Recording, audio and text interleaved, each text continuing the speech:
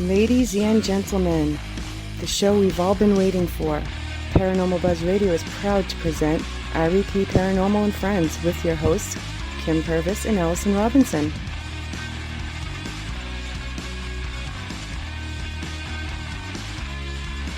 Live every Thursday night on Spreaker, 8 p.m. Eastern, 7 Central, 5 Pacific.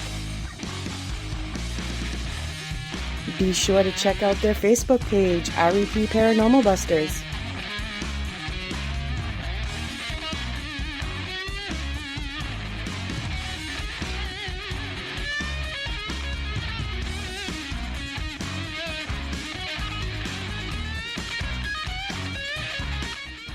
The views and opinions expressed in this podcast by the host or the guest do not necessarily reflect the views of Paranormal Buzz Radio or its sponsors. Use of any material produced by Paranormal Buzz Radio without express written consent is strictly prohibited. For information on everything Paranormal Buzz Radio has to offer, visit our website, paranormalbuzzradio.com. Like us on Facebook, follow us on Twitter and Instagram. Listener discretion is advised.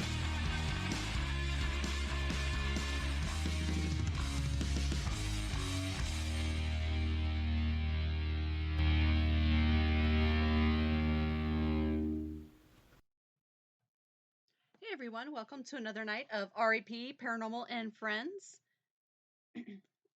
We have a couple special guests tonight. We have Dr. David Bettenhausen and we have Carla Bogni-Kidd, and we are going to be discussing some reincarnation and how you guys have had many past lives together. So why don't you each tell us a little bit about yourselves?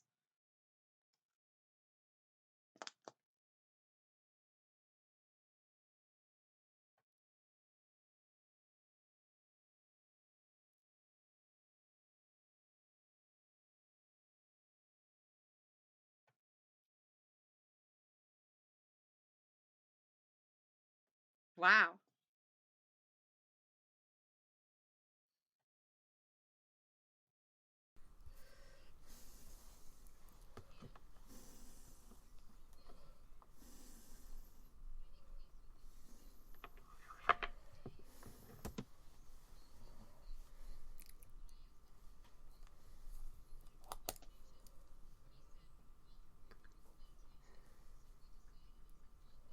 Uh-huh. Wow.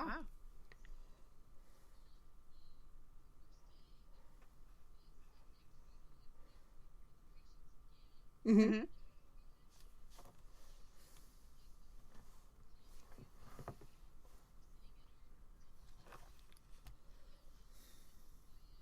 And afterward, we all said that it was really hard for us to shut our minds off. And then the second day, we all commented on the different colors that we saw. We all saw different colors. Uh-huh. And then the third day, the girls said, we don't want to do this. We're just going to do it at home. So it was just Dave and I on that third day. And on that third day, as the patients began to come into the office and we went to our adjoining offices, Dave came up to me and he said, Carla, I know you'll think this is really strange, but I think I was talking to your mother while we were meditating. And my mother had died 18 years before that. He had never met her. Oh, wow. So that got my attention. And then he said she was real jovial and she kept showing me a shoe. So I went to the computer and I Googled shoes. I said, which one? About 60 or 70 pairs showed up on the screen. And he pointed to the exact ballroom dancing shoe that my mother wore her entire life, kind of a short pump, open-toed sandal. She wore it for ballroom dancing, to church, if she was dressing up. And for him to get that, out of all that many shoes, I knew that there was some legitimacy to what he was telling us. And then my sister also worked in the office. She went in the back, got her wallet, brought up a picture of my mother, turned it around, showed Dave, and Dave got real emotional. And we asked him why, and he said, that's who I was speaking with. Oh, wow.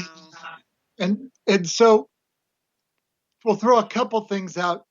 We continue to meditate, and I'm going to tell you that meditation has a lot of other health benefits. And I knew a little bit about it as a doctor, but really not much. And over time, started to realize that it helps control blood sugar, helps control stress and anxiety, increases serotonin and dopamine, which is what we give people when they're depressed. It lowers cortisol in the body, which is the stress hormone that helps you gain weight. Mm-hmm. And the next year after we started to meditate, I did set a goal and to lose 2 pounds a week. And a year later, I weighed 104 pounds less. Mm-hmm. And so there's a lot of benefits to this beyond what we discovered when we started having this spiritual experience. And so we continued to meditate. And there was a day when I had this memory. And I was running on a beach in Boston. And as I was running, I could see the Ferris wheel in the back. Now, I knew that I had been in Boston when I was 3 years old. My dad had gone to graduate school, and I lived in Iowa, or I lived in Nebraska actually that time. And that we had traveled all the way across the country. And that day, though, I was meditating. I remembered running on the beach, and I was screaming and yelling, and I saw little feet hanging from buckets that the wheels were going round, and I saw souvenir shops and the beach, and I had never seen the ocean before, so I was screaming and running, and this little girl pushed me down. And she sat on me and she gave me a kiss on the forehead. Then she jumped up, put both hands on her hips, and she yelled, "Quit bothering my family." And as I looked up, she was standing there in this little blue, two-piece blue ruffled bathing suit. And so I told Carla all about the memory. And Carla stopped me. Because my sister and I were in the room when he was discussing this, and I said, that was me. I didn't have to meditate. I had that memory from early on because I was the youngest of 6 girls, good Catholic family. My parents should have been divorced, but they weren't that particular day. They were back together. Like I said, we weren't well off. So that day, my father rented 2 cabs and took us to Revere Beach. So as Dave talked about this beach, Paula, my sister, and I knew exactly where it was because Revere Beach had an amusement park with it, with souvenir shops. It wasn't just sand and water. And that particular day, when we got there, for whatever reason, I didn't have a bathing suit. Everybody else had one. I normally would have inherited one from my sisters, but my parents took us all across the street, and I got my first brand new 2-piece blue ruffled bathing suit, and it was etched in my mind forever. So for him to know this, that was another one of those aha moments. So, of course, we kept meditating. So what's interesting about this is that I didn't buy the practice that Carla was in for 36 more years after meeting on that beach. And we had never seen each other, didn't know each other, didn't know who we were. But I had a memory, and she had the memory of the same day from 36 years before. So we thought, this is pretty strange. And as I continued to meditate, I had another memory. And this time I was suddenly standing in an alley, and I looked across the alley, and I saw Carla. Now, I'm going to say Carla because I knew it was Carla. She didn't look exactly like Carla. She was blonde, sort of like... This is the part where he says I was a lot younger and thinner. She was younger anyway, much younger. Yeah. But she still had the same steel blue eyes. But her hair was slicked back. She had a little gold band on and this fringed skirt on. And I'm looking over and I'm standing in this dark alley and I see 2 large flashes. I hear 2 bangs. I feel myself hit in the chest and I'm thrown back on the ground and I realize I've been shot. Oh my gosh. And I didn't know what this meant, but I'm telling her this story. And then meditating the next day, I learned more of the story. And I learned that I met that woman that was standing there at a wedding of a man named Angelo. And I worked at a bank and I got an invitation to this wedding and I went to the wedding and she was the wedding singer. Oh my gosh. And I thought that she sang the Ave Maria and it was outstanding in my memory and I had to meet her. And so at the reception, I met her and she was sitting at a table with some other young women.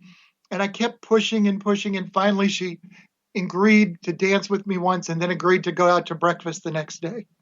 Oh, wow. At breakfast the next day, she did come and meet me, and we went for a walk along the beach of the Chicago coastline. And it was cold, and I knew the wedding was on January 10th, 1925. And I started to talk to this young woman as we're walking, and she's kind of holding onto my arm, and it's cold and it's freezing. And she tells me her name is Ruby Donaldson, and that she was born in Bullock, Georgia, and she moved to Chicago to become a dressmaker and a singer. Yeah. And their father's name was James Donaldson. And so I'm telling Carla all these memories, and she's looking at me, and I thinking I'm maybe crazy. But I wanted proof. And I knew that it wasn't that long ago that possibly I could find something. So I got onto Ancestry.com, and I did indeed find Ruby Donaldson, born in 1904 to James and Anna Donaldson, one of 11 children. And then I found newspaper articles from a wedding on January the 10th, 1925, and it was Angelo Jenna to Lucille Spinola. And there was pictures of their wedding cake because it was over 10 feet tall. They were married at Ashland Auditorium in Chicago, served over 3,000 gangsters. And, you know, I wouldn't have known who Angelo Jenna was because I was not into gangsters, but he was the head, you know, before Al Capone. Wow. That is amazing. And so as we found out those things, now that was 1925, and we're both getting older, but we're not near 100 years old yet. Okay. So that was before we were both born. Now we're looking at each other going, okay, this is pretty strange. We keep meditating. Soon, this woman appears, and she continues to talk to me. And she told me her name was Isabella, and that she had been with me for 6,000 years. Wow. And that she had been with me through all of my lives. And she was my spirit guide. Oh my gosh. And I was like, okay. Soon we met Carla's spirit guide, whose name was Elizabeth. And our first book is The Gift of Past Lives with Mother Isabella, God, and Elizabeth. So we first met her mother, my spirit guide. We met God, and we did meet Elizabeth during discussions, during meditation. And we soon found out that we had 29 past lives together. I've had 42, and Carla's had 34. He's a slow learner. Yes, Oh I'm my much gosh. slower than she is. But our first life was almost a little over 6,000 years ago now. Wow. That is so fascinating. We do have a question in chat before I forget. Darren would like to know, with reincarnation, can you change the ripples in your second life to alter occurrence from your previous life? Define ripples. Might take him a second to. Okay. Yeah, I think our. so if I think what he's asking is, no, I don't think he's talking about vibration. I think he's asking, in your past life, can it affect things in this life? And the answer is yes. Can this life affect a past life? No. Certainly people have issues that are carried over from their past life and their current life. A lot of trauma for people who have spontaneous memories occurs, and it can affect this life. We know somebody who was in a fire in a past life and had issues in this life even from when she was a child, because she was in an oxygen tent and her parents were smoking, and when they came out of the oxygen tent, she smelled the smoke and was stressed. Those kind of things happen. But when we carry those things over with us, in the next life, God helps us. Your astrological sign is directly related to a past karma. Okay.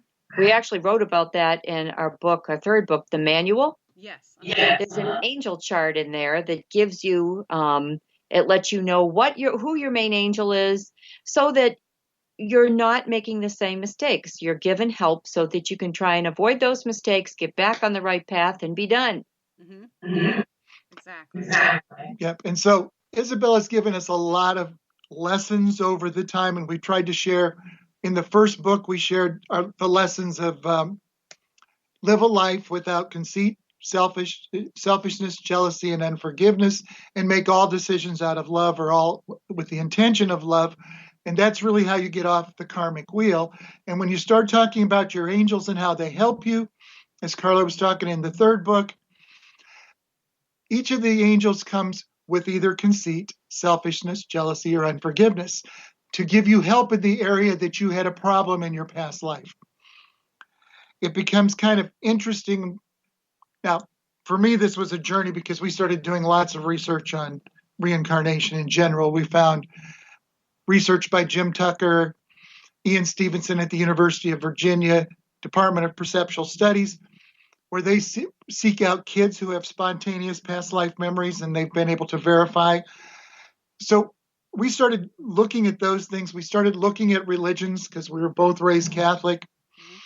And we found out that really 33% of the world's population believes in reincarnation. Almost 20% of the Christians say that they actually believe in reincarnation.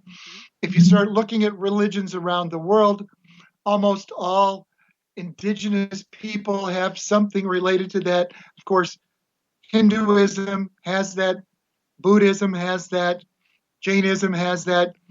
And so we get a message that's across the board. And if you look at it long enough, you start to realize that Judaism actually has reincarnation in their tenets. And it's really Christianity only that sort of doesn't have reincarnation. And we did more reading and more research.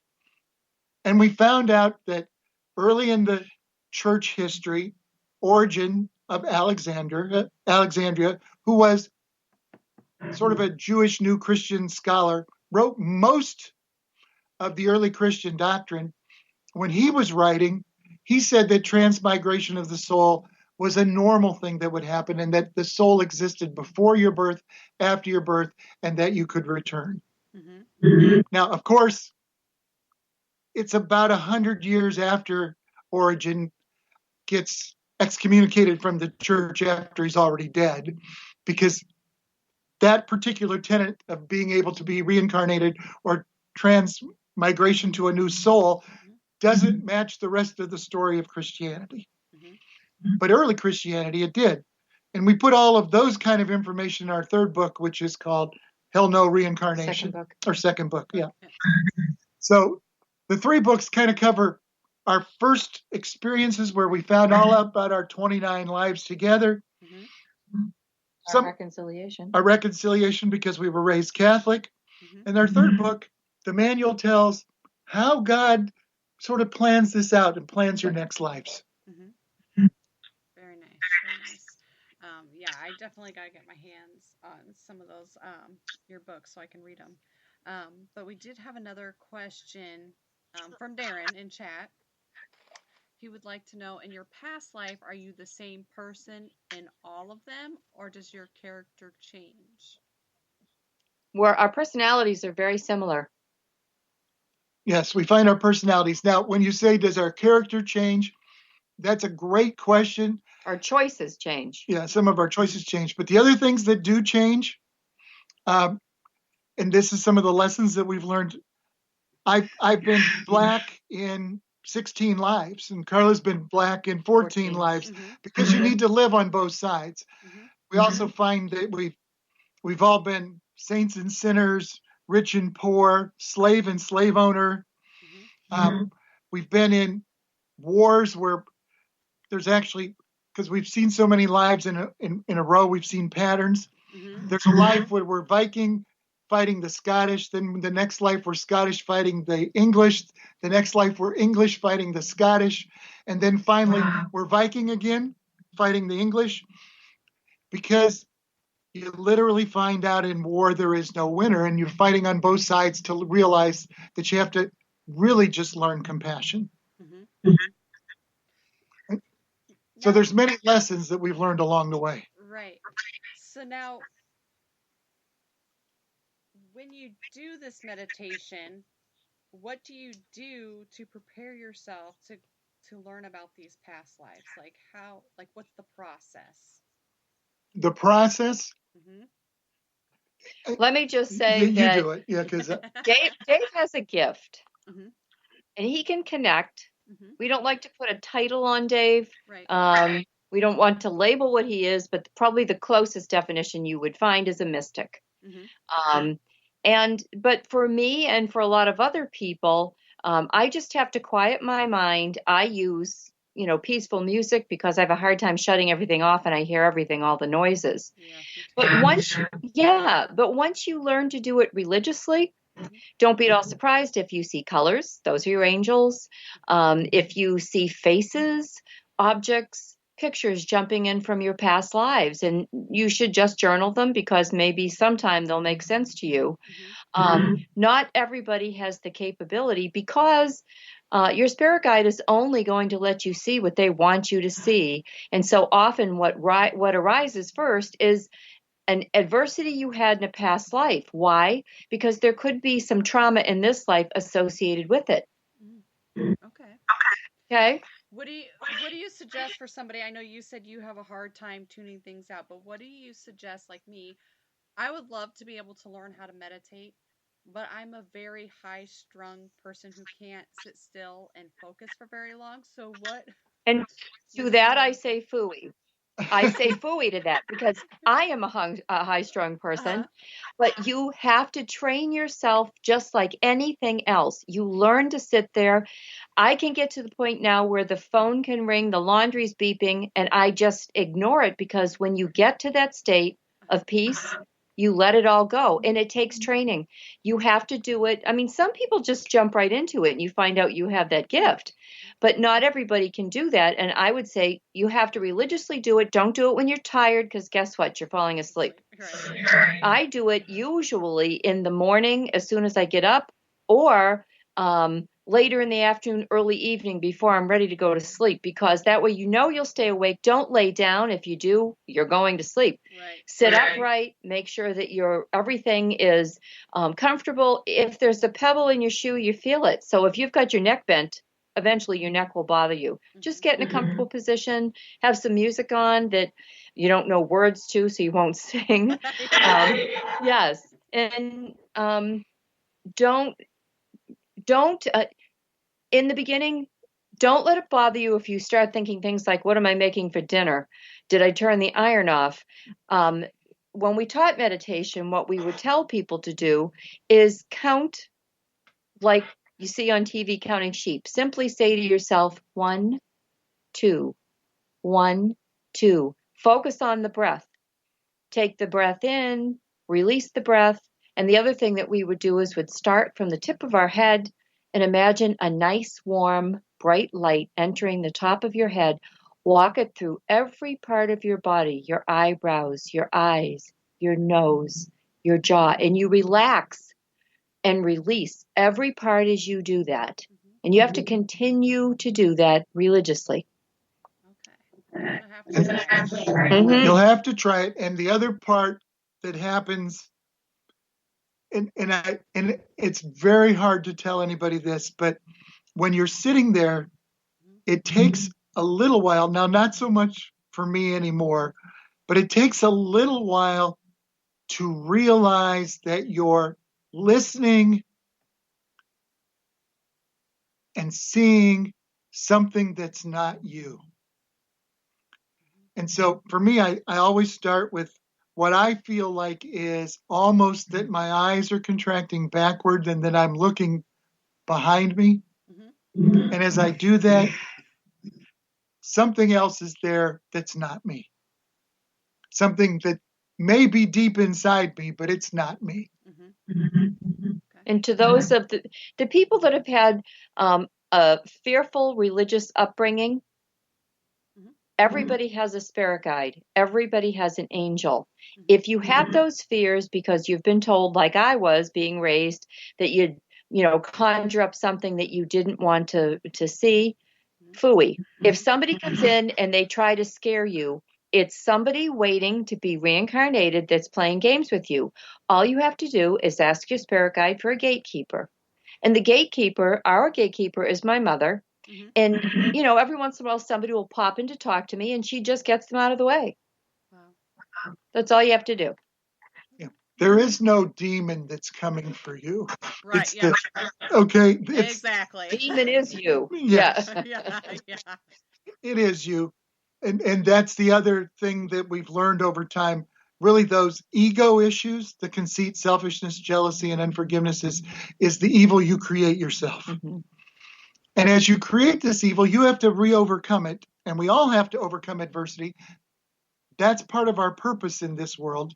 Adversity is stuff that we've created ourselves that we have to overcome. Mm-hmm. And once you overcome that, hopefully we all someday get off this karmic wheel and return back to God, Tao, Creator, Source, however your Mhm. feeling is on that. Mm-hmm. I was, again, raised Catholic, so for me it's God. Mm-hmm. God is not anthropomorphic exactly as, but that's one of the ways we perceive God, because we can only perceive what we can understand. Mm-hmm. Right. We can't really put God in a box Mm-hmm. and say this is God, because Right. it's outside of our real perceptions. Mm-hmm. Yes, I agree with that 100%. I know we're talking about my headphone just came out. Hang on one second here. I know that we've been talking about meditation, but I had read that you also do some, or you did do some holistic healing. Do you still dabble in that at all, or what does that When entail? she said holistic healing, I believe she was talking about the fact that we meditate, we suggest meditation. Mm-hmm. We did go and train with Dr. and Mrs. Brian Weiss Right, at I the just Omega saw that. Institute. Mm-hmm. We didn't do that for a living.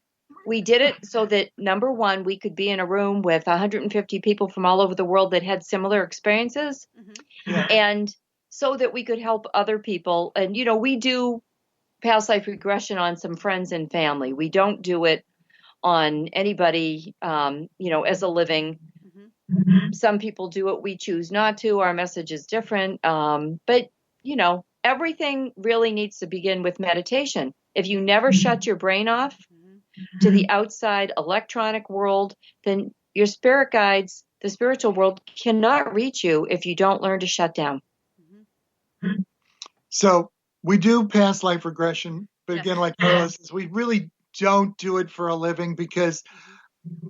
most of our path is just a spiritual one, and we're trying to help people move forward. To get past the fear that they've been taught. Yes. And so part of that is there are people that we have helped doing past life regression get over issues from their past lives. Mm-hmm. If you do enough study on hypnosis, it's highly suggestive. And so I have a hard time charging people for something that might not be true, Right, exactly. because their imagination can come through and teach them things that may not be true.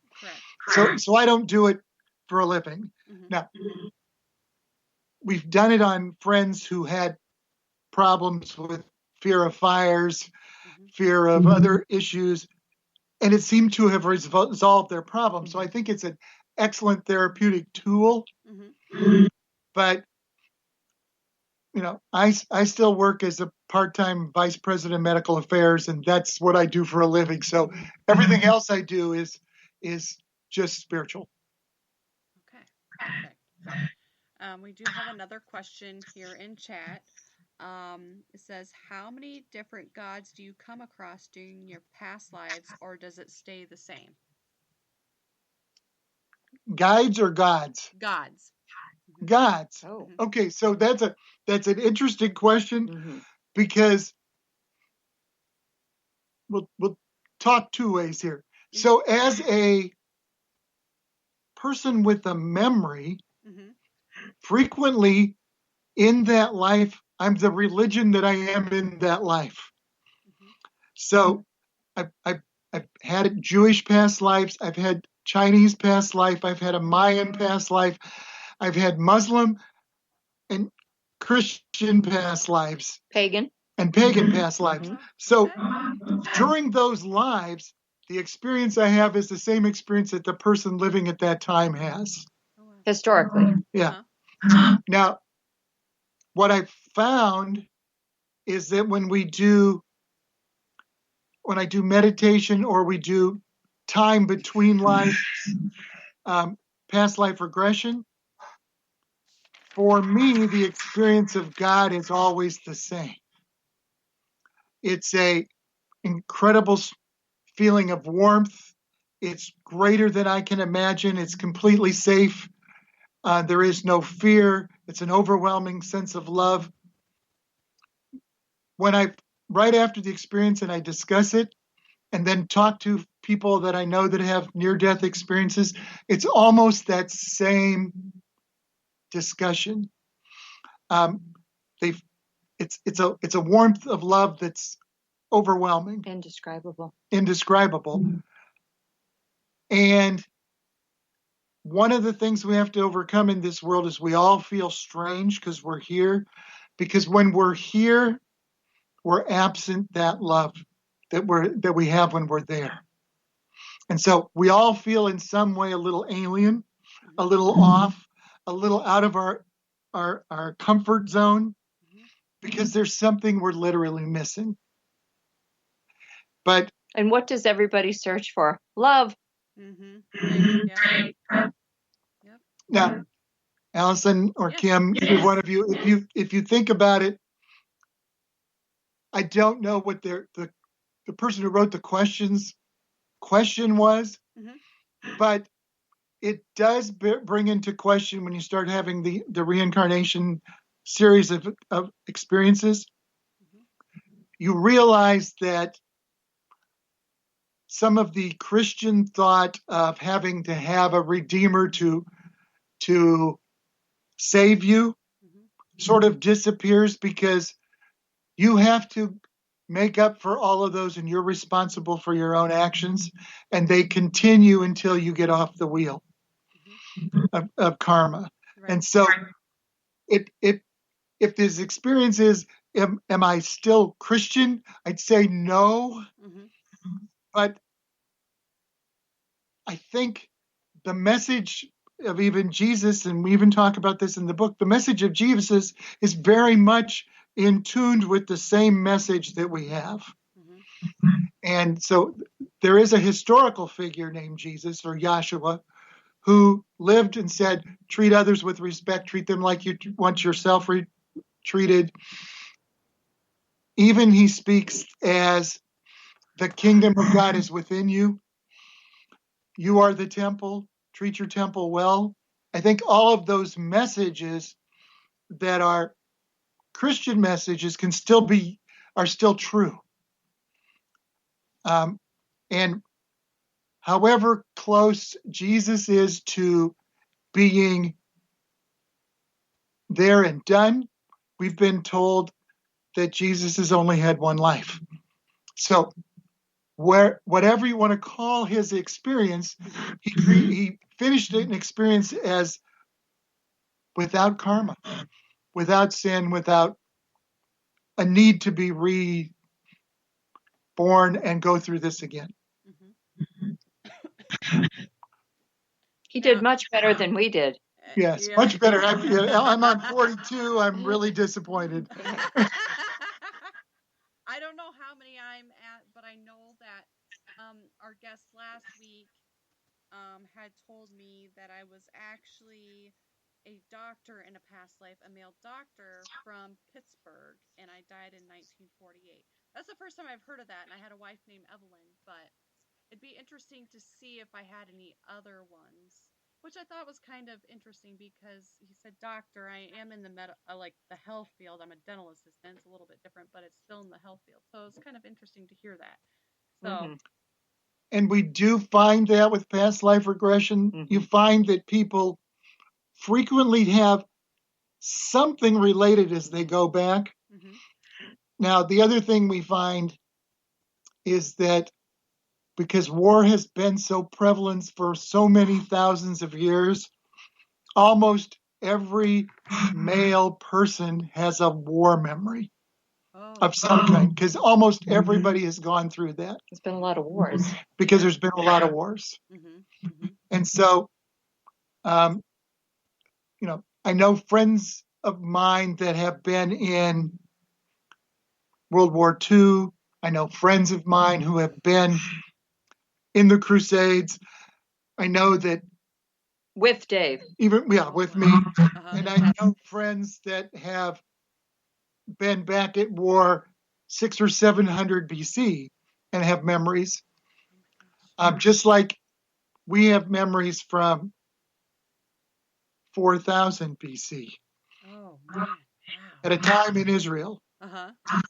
on the Mount of Olives, where we are suddenly aware of each other. And it's interesting because we move away from the Mount of Olives and we travel down south and we find along the Red Sea and or the Dead Sea, and we find an oasis.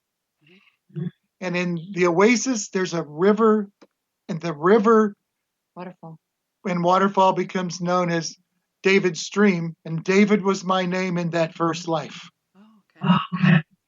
And we went out and looked, and there's David's stream in the Ian Getty along the Dead Sea. Oh, wow. That is amazing. And the other thing we found was, which was kind of interesting, Carla's name in that first life was Ariella. And in Hebrew, when you translate it, Carla, to Hebrew, it becomes Ariella. Oh, wow. That's very cool. Yeah, so those kind of things start to happen, and we start to find all these synchronicities that we couldn't make up. Yeah, absolutely. That is absolutely amazing. I will have to try it and see what happens. You should try past life regression as an experience either way. Right, yeah, absolutely. After you meditate. Yes, after I meditate. Because the other thing that happens with meditation is if you do find that you have a gift and you're very open, and you start to open. Really? Oh, yeah. Okay. That's good.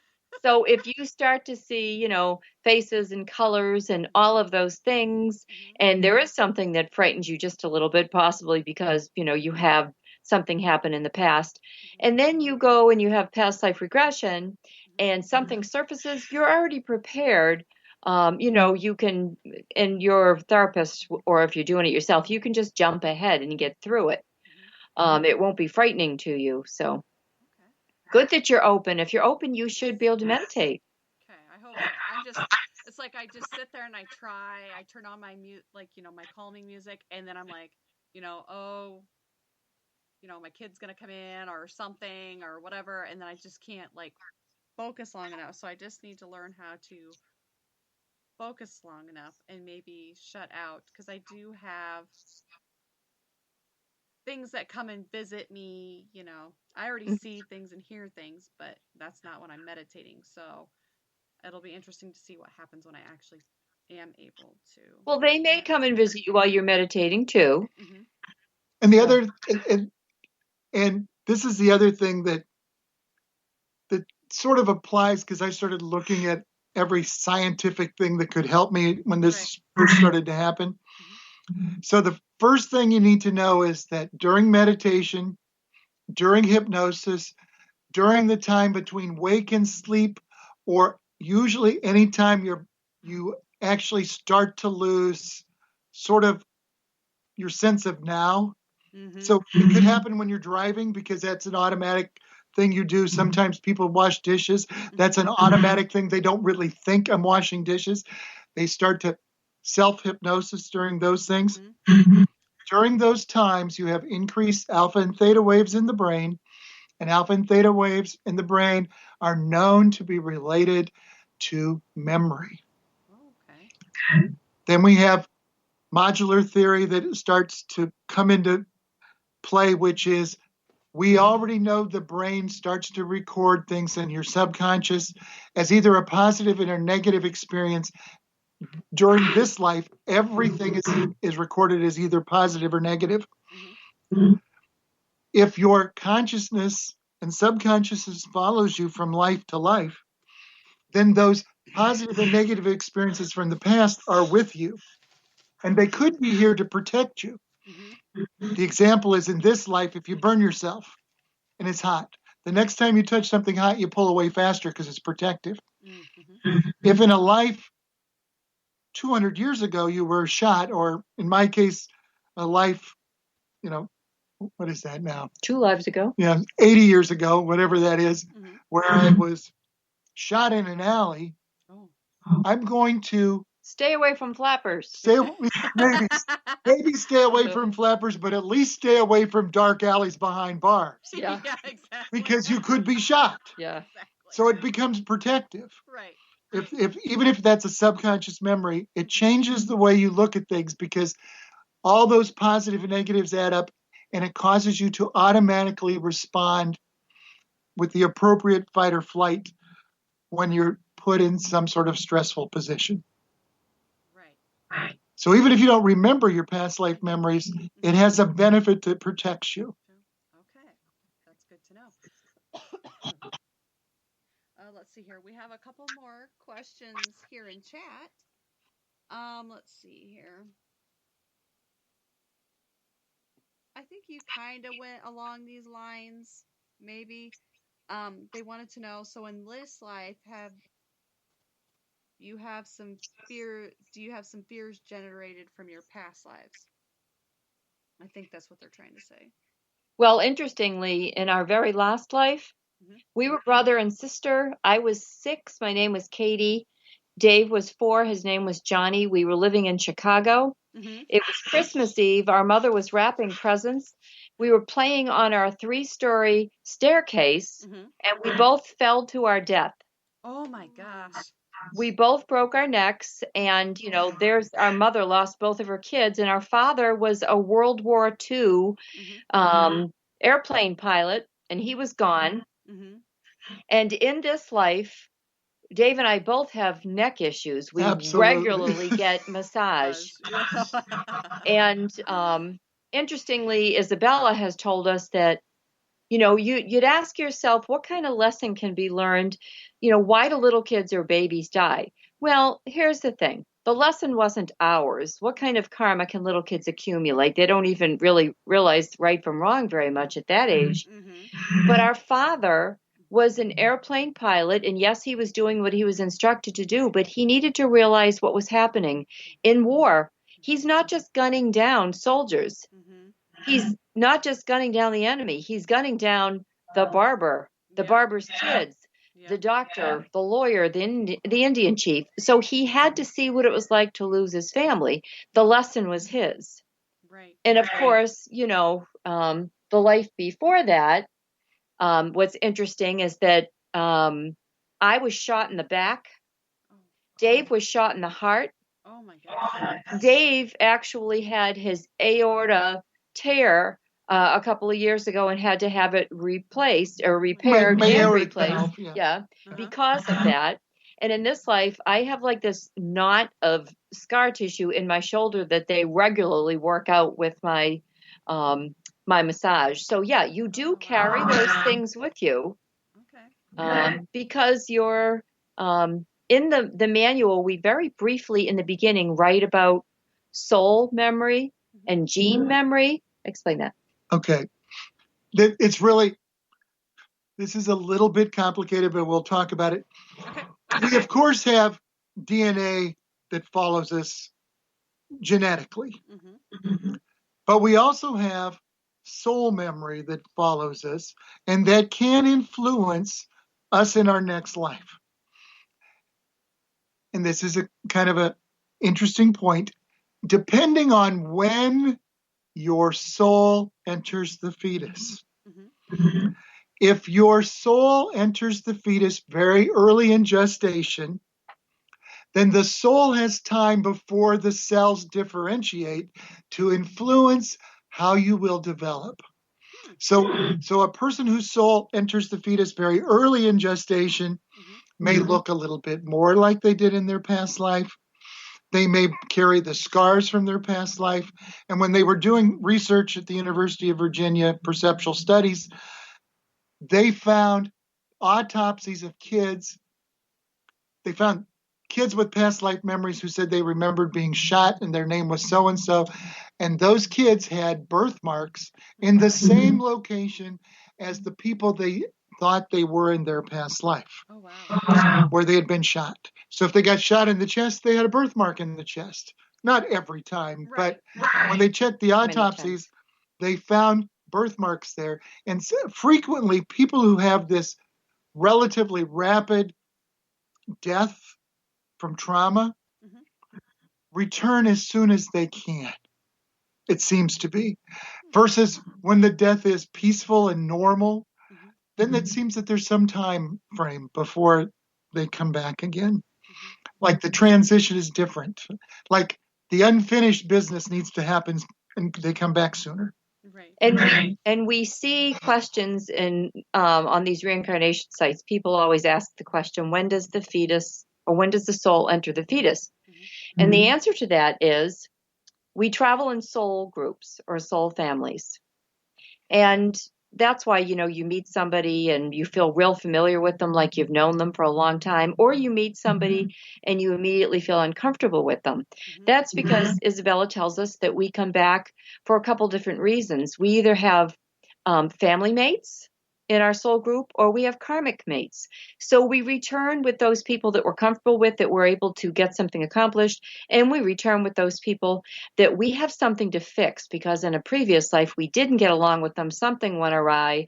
So let's say that I die and I'm 50 years old, but I have karma with this man that's living to be 80 years old. So I have to sit and wait until he passes to reincarnate so that we can come back together.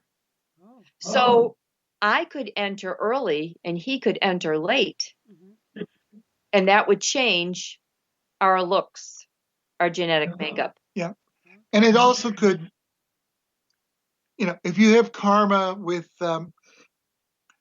again, for this to all work out, and, there's 7 billion people on the planet.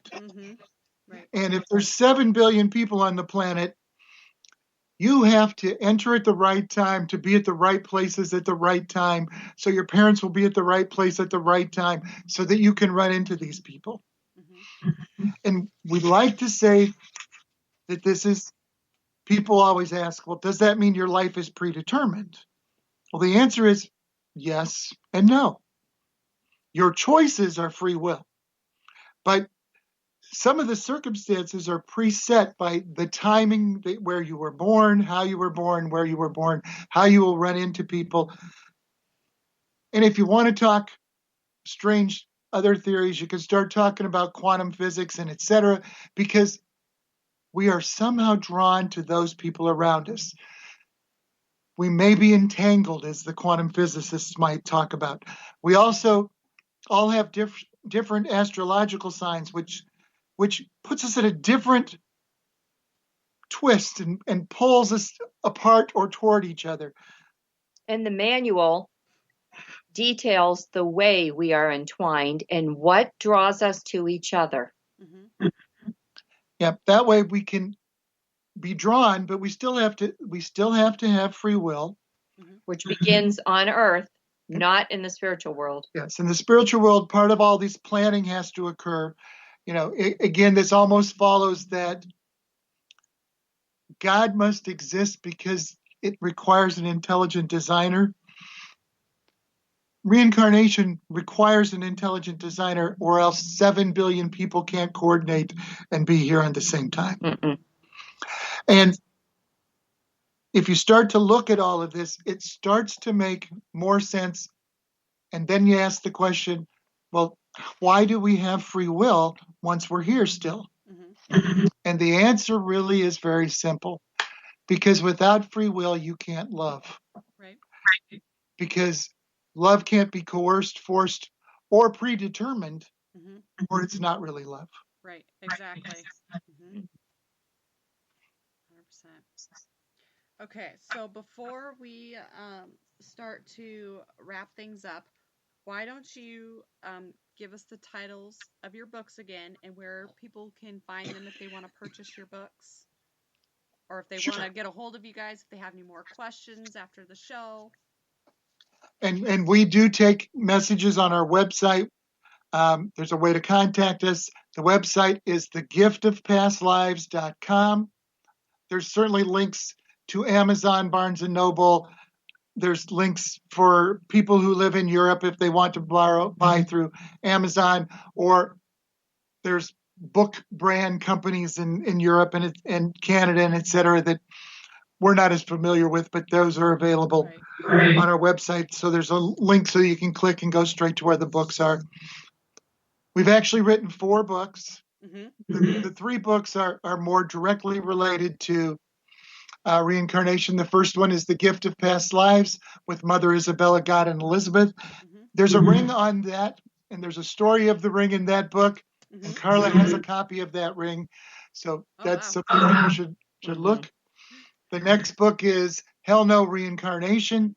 And again, it's our reconciliation with our religious upbringing and our experience with reincarnation. The third book is The Manual. And just as it says, the manual is a book to help you self-evaluate. It helps you reach those that you need to be in contact with, the manufacturer, if you want to call that God. The people who can guide you along the way is in your spirit guides and angels, and have God, the angels, the spirit guides, and the counsel that helps you plan your next life, how all those things come into play. And then our fourth book is Her Who Been His Rose. It's our first historical novel set at the time of Jesus during the Second Temple period, where an itinerant preacher has a love story, and it's the love story of a couple, their people, their God, and all of the activity as those people are oppressed by the Romans at that time. Oh, okay. Do you guys plan on writing any more books? We're actually in the middle of our 5th book. Yep, we're writing the 5th book right now. Yep. Yeah. The 5th book will be the first 4,000 years. Oh, wow. Okay. It's actually called Challenging the First 4,000 years. Okay. Yep. Very nice. Do you guys have like a projected date as to when that might be out, or No, it's heavy. It's going to take us a while. Yeah. But it's coming pretty good. Very nice. You know, there's an awful lot of world stories that have to be told in that time frame. Okay. Very nice. Well, I'm looking forward to seeing that book come out as well. Now, do you guys have any social media that people can follow you on as well, so they can keep up to date as to what you're doing or when the next book might come out? Yes, so there's actually a Facebook page for Her Who Been His Rose. There is 2 other Facebook pages. One is Mother Isabella, God, and Elizabeth. And then we have a Facebook group, which is Reincarnation in Past Lives with Mother Isabella, God, and Elizabeth. Okay. So they can find all of those. And there's links on our website to those also. All right. And that was pastlives.com, correct? Thegiftofpastlives.com. Yep. Yep. All right. All righty. I'm just writing this down so we can put it on our social media. So if they don't catch it on the podcast, then it will be posted on there so they can catch up with you guys and figure out what you're doing and what books are coming out. If they have any more questions, they can get a hold of you. Like I said, before I wrap things up, I like to give shout outs to everyone who was in chat. We had Kim, we had Darren, we had Matt, and we had Allie in chat tonight. Thank you for everybody who was in chat. Thank you for everybody who was not in chat but listening. We appreciate each and every one of you. Like to thank our special guests. We had David and Carla on tonight. It was amazing, and it was very interesting to hear about all of your past lives, and I can't wait to try some of this myself. And next week we have Nathaniel Gillis on. He is a demonologist, so we're going to hear from him and see what he has to say. So thank you, everybody, and thank you to our special guests once again, Dave and Carla. and we will talk to you all next week. Take care. It was a pleasure. Night.